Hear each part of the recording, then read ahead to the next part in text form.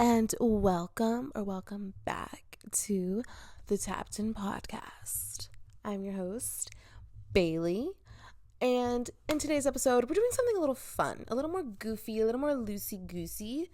I haven't done a podcast episode drinking wine before. I have some little eye patches on right now if you're watching the video. Tonight, I really just wanted to do an unwinding episode. It's been a crazy long week, and I just feel this need to kind of just sit with you guys and just yap. I'm in a very yappy mood today. I don't know what the vibe is. I don't know what the energy of the stars is going on. I just know that I'm in a yappy mood. So let's just get into the yap. But before we do, the most exciting part. Okay. If you came to the episode just to see how this tastes, that's totally fine too. You can literally leave within the next 30 seconds. I would care, of course. I got this pumpkin spice Chardonnay from Trader Joe's, and I am so freaking excited to try this. I literally cannot wait. So I've been on the edge of my seat. I've been wanting to try this since last year, but every Trader Joe's I went to last year did not have it. The one closest to me got it in stock yesterday, and thankfully they still have some. So let's open up this wine and give it a try. I'm literally so excited. I took one ooncy little sip, but it smells like wine. Like, it smells like Chardonnay, but it has a hint of spice. And like, you could say it's pumpkin, but I would say it just has a hint of spice. Just not like spicy spice, but just a hint of like, like that nutmeg spice, like pumpkin spice, but not pumpkin, but like the spice of the whatever. It smells so good. Oh my gosh, I'm literally obsessed. Okay, so imagine wine, but then imagine like putting like a pumpkin spice like seasoning, like, because you know how you can literally get pumpkin spice at the store. Imagine putting a pumpkin spice like syrup in it or something like that. It's not super sweet. I was nervous to try this because I thought it was going to be like sweet and weird, but it's not sweet. It's like, it tastes like Chardonnay, so Chardonnay kind of already has a little like tinge of sweetness to it anyway. But then with a little bit of this flavoring in it, oh my gosh, I'm gonna have to get packs of this for the year. Anyways, a little sip and yap. Cheers. The premise of today's episode, I wanted it to be based around not caring about what people think. And to me, that seems a tinge bit tacky because I feel like we all kind of constantly fall into the trap of caring about what people think. But I feel like it's gotten to a point where we're a little bit too caring about what other people think, to the point where it's just gotten to a point where we're like, authenticity is a very rare occurrence. And I feel that I'm just ready to kind of just like jump into a season of my life where I don't want to care what people think anymore. I don't want to care what people have to think about my podcast. I don't want to care what people have to think about the career path that I chose, the school I'm going to, whatever. Like, I truly just don't want to care what people think about the choices I make anymore, because the choices I make are strictly for me and for me only. So I just really want to reiterate, like, if there's things that people are hating on you about because of the fact that you chose that lifestyle or that career path or that passion or whatever the case is, I just think there is always a position where like we need to make decisions based off our own mind. If that leads to pain, if that leads to a certain outcome that isn't perfect, like only we can be able to decide if that was like a lesson we were willing to learn. For example, for me, there was like people that I've interacted with in the past that I've been warned about. I was warned about these people. And then again, I still decided to follow through, and I still decided to dive into getting to know these people and getting to understand them and how they work. And everyone ended up being right. But I couldn't have known that unless I dived into it myself, and unless I dove into learning like in a way I had to learn, then I just feel like there would have been no other way for me to know, because I couldn't just go based off what people were saying. So I feel like when it comes to caring about what other people think, we care so much, but then at the end of the day, how are we really going to know what our gut and what our heart is saying if we constantly listen to what other people are saying? I've recently been listening to this book called Develop Your Intuition by Shakti something. I forgot her last name. But I've been listening to this book about development of your intuition and how important it is to be able to listen to your inner voice. And I just think that the more we know our inner voice, the more that we understand what our inner voice is saying, and the more that we can develop trust within our inner voice, the quieter the outside world is. Like, no matter how close they are to you, no matter how close, if it's a family member, if it's a sister, if it's a mother, whatever the case is, I think no matter how close someone is to you, there is always going to be a point where you're going to be able to just drop the barrier and being like, thank you for what you have to say, but I don't want to hear it. I'm going to listen to my heart instead. Don't take advice from somebody that you would not want to live like. Cheers to that. And that might be advice that's kind of just like thrown around everywhere, because I have been seeing like little clips of it on social media and like TikTok and stuff. But if you're someone that just needs advice all the time, if you're somebody that just constantly feels the need to seek outside validation or seek advice from everywhere else around you, accept advice of what is received to you by God or by spirit or by the universe, whoever you want to call it, I think that that is super detrimental, because if you're just constantly seeking the advice of other people and they're only giving you advice based off of their trauma, based off of their experience, based off their baggage, based off life in their POV. When if you're constantly getting advice from people from their POV, how are you supposed to experience life through your POV?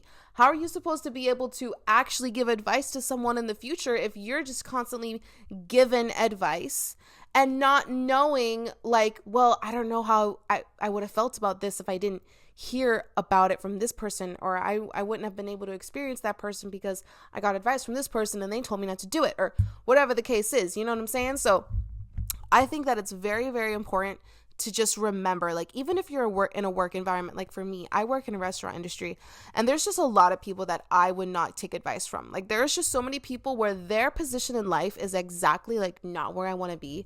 And like, no shame to them at all. If they're happy in that life, who am I to judge? Okay, I am there with them, you know, but mentally I am in a whole nother level playing field with a few. I'm not saying with all of them, but mentally I am just in a whole nother vibration. So it's hard, because there's a lot of people that, you know, could give me advice unsolicited and think that they kind of, you know, they're older, they've been through this situation before, blah blah blah, like maybe they think they're wiser and everything. Like, yes, I could take their advice, and yes, I could ingest that advice and be like, I'm gonna follow that, but I just truly feel that I don't want to take advice from someone that isn't someone that I'm inspired by, isn't from someone that I genuinely get joy from, isn't someone that actually makes me feel good about myself. And I just don't think that it's important for me to get advice from somebody that just doesn't make me feel good about myself and based off my decisions. I want to get advice from someone that says, look to God and ask God for assistance, or make sure to pray about it, but I'll give you advice since you're asking, kind of thing. If you get advice from the wrong people, you're going to not have the right outcomes. And that just really takes persistence and patience and realizing, like, okay, like, I've been getting advice from the same people for a long time. Like, I think I need to start looking inward. And once you start looking inward, God or the universe starts bringing you people that actually you actively want to listen to, and actually actively want to be like, you know what, like, I love that advice, you know, like God will start to drop little hints into your life that feel really good and that you can actually resonate with, and that you actually can tap into and feel and understand. And I think that when you can actively be like, this is a download I received from God that I just feel so connected to. Like, I'm so glad I listened to my intuition because I know that it led me to this point. And I think listening to our body, listening to what our heart is telling us, listening to our soul is the only way that we can stop caring about what people think. Because if we care about what people think all the time, we're just going to constantly be trying to people please. We're going to constantly be trying to give people what they want, constantly be nice, constantly having to be like, oh, it's okay, I'm fine. Oh, it's okay. When deep down, we don't resonate with what they're talking about. We don't agree with what they're saying. We don't want to just sit in everything that they have to say because we just don't resonate with it. Does this mean start a fight? Does this mean like cause like turmoil? Does this mean to literally like have like spread drama? Obviously not. Like, I think what this means is to just remember who's talking and remember like, okay, where are they coming from? Are they coming from a place of pain, hurt, shame? You know, what could they be battling? You know, like hate comments, like people that hate on other people aren't just because they hate that person. It's because they're coming from a place where they can't forgive themselves for something, or they can't love themselves. So they have to spread hate because that's the only way that they're going to be able to fill a void that they didn't even know that they have. Like, they don't even know they have this void, and they're just trying to fill the void with hate and realizing it's getting them nowhere. So I think that that's just something to keep in mind if you're receiving hate, or if there's someone you work with and you work in a toxic work environment and nobody appreciates you and nobody acknowledges the work you do and nobody wants to make you feel seen or heard in your work environment. Just remember that having empathy is the biggest, hardest thing we have to have for our enemies or for the people that we feel that don't like us or hate us or whatever. But I think having empathy, it's the hardest thing, but the most crucial thing to do. For people that spread hate comments, for people that judge you, for people that don't like you in your work environment, whatever the case is, like it's always a reflection of what's going on through them. The other day I was at work, right? And there was this really pretty girl that came in just for the day. And she was literally so pretty, like so gorgeous, house boots, okay? Like so pretty. And I could just see everyone like talking about her and just kind of being like, oh my gosh, like this is like whatever. Everyone was just talking about it, right? And I looked at her and I was like, wow, she's so pretty. Like, I'm going to introduce myself, whatever. I was super nice, whatever. And then to me, I looked at it. I looked in the mirror for a second, like with a little reflection moment. And I was like, there are some people that see a pretty girl and feel the need to hate her because she's pretty and start an instant competition just because she's pretty. And they feel this need to not like someone or her or whatever because of the fact that they feel like they have to compete and they feel like they have to up level and they feel like they have to be some sort of hierarchy. And that does sound like popular girl like vibes, like, oh, I just want to be the prettiest girl in the room kind of vibe.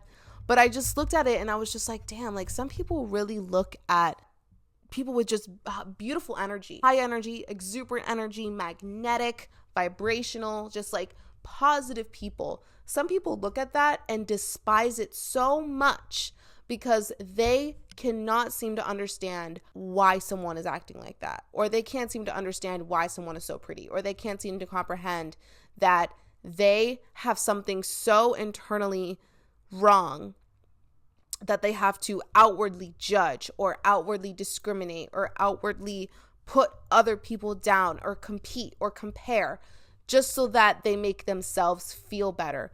When in reality, at the end of the day, we all know it doesn't make you feel better. We all know that the competition and the comparison and the judgment and all of that stuff, like we all know because we've all been there. We've all been on the other side, okay? We all have been on the other side of judgment, of pain, of discrimination. Like we've all been on both ends of the spectrum. Like we're not perfect, you know? like, we all know that that gets us nowhere. And that's why we have to turn back to love. That's why we have to turn back to care and tenderness and joy. Because if we don't turn back to look inward, then we're not going to be able to truly experience the love that can come with experiencing each other as human beings, and like experiencing the authenticity that you have and that I have. And I feel like I look at it as, what if I were this mean girl that got so mad that there was this other pretty girl at my job, and I just like completely like just rolled my eyes at her and just didn't talk to her and just completely gave her this passive energy. She would look at me like, what is this girl's problem? Like, why do I feel like she is being such a cunt? You know? And like, she'd probably be right, because I probably would be energetically exuding cunt. But instead, I decided to introduce myself. Instead, I decided to make myself warm and remind her that, like, it's okay. Like, you're welcomed here. Like, whatever. You know what I mean? Like, and it's such a small thing, but it's something that came up for me. Like, imagine if somebody were such mean girl vibes that even if, like, not only like her prettiness, but just like, imagine like someone coming in with such beautiful energy and vibrational energy, and instead of me feeding into it, and instead of me like welcoming her energy and, you know, accepting it and being like, welcome and all this stuff, imagine me just completely rejecting her and completely pushing her away and making her be like, damn, like, this is a toxic work environment, and like making her either maybe not even like herself, or if not even not like herself, just want to be like, I need to get out of here. You know, that wouldn't solve anything. And then at the end of the day, you would feel like shit about yourself for pushing that person away, you know, and not even really knowing why. All in all, to say, being authentic is the one thing that God wants us to do the most. And being ourselves is the only way we can truly love one another. Because if we can love ourselves, then we can love one another. And even though there are some people that we're going to have disagreements with, we're going to have conversations that are uncomfortable. We're going to have people in our lives that are not meant to be in our lives. We're going to encounter people that are unhealed and unfulfilled and unhappy. We're going to encounter people that we just don't like. We still have to learn to love them. And I think that when we look inward, come back home, and realize, like, they don't not like me because of the fact that they think I'm ugly, or they think that I'm not enough, or whatever. Like, they're reflecting how they feel about themselves to me. And that sucks. But that's just what human beings do. You can't help but just exude out this energy of just pain. We can't help it. But I think one thing we can do to be the people on the other side receiving the hate or receiving the judgment is just have empathy for them and have compassion for them, and realize that they're doing this to us not because there's something wrong with us, unless there is, then look in the mirror and reflect, but not because there's something wrong with us, but because there's something that they are not surfacing within themselves. So the only way for them to actually be able to acknowledge this feeling is by judging other people and by hating other people. So what can you do in order to stop caring about what people think? Empathy and authenticity. Have empathy for the person that is judging you. Have empathy for your haters. And also remember that if you have haters, that means you're being authentic. If you have haters, that means that you are doing something right. That is what I got from the 6 Feet Above podcast. I love you, Trevi and Kate. If you have haters, you are doing something right, because that means that you're being so authentic. That means that you're being 100% yourself, and that you're not caring about what people think, and therefore people are getting offended. People are getting taken back. They're like, who does this girl think she is? Just like being herself online or being herself on stage or whatever. Like, who does she think she is? She thinks she's herself, babe. She doesn't have to think. She knows she's herself. And that's exactly how you know that you have crossed the line of caring about what people think and you've jumped the hurdle and you are way past that. And honestly, we're human beings. We're going to care about what people think. We're going to have some sort of, I got this from the Claim Your Power podcast, like from our past life experiences, like caring about what other people like have to say. It's part of our nature. Like, we've lived in tribes and our ancestors have lived in tribes, and if you have a negative outlook on the tribe, then you're going to be pushed out. And I think that that's just something we need to keep in mind. Like, it's part of our human nature to care about what people think. But I think that when we stop caring about like the comparison aspect of what people think, and we stop caring about like, oh, which is going to be the first post of my bundle, then I think we can actually actively start to do the inner work and realize like, wow, like I've moved so far from what people think about me, and I've entered into such a season of caring about what I think about myself and caring about the love I have for myself. And I just think that it's something so vital for us to just work on, but also realize that it's going to be a never ending cycle, and it's going to be a never ending human thing. We're going to care about what people think, but are you going to let it control you and divide you from the people? And are you going to let it separate you from your intuition and separate you from like your actual being of what you love and know?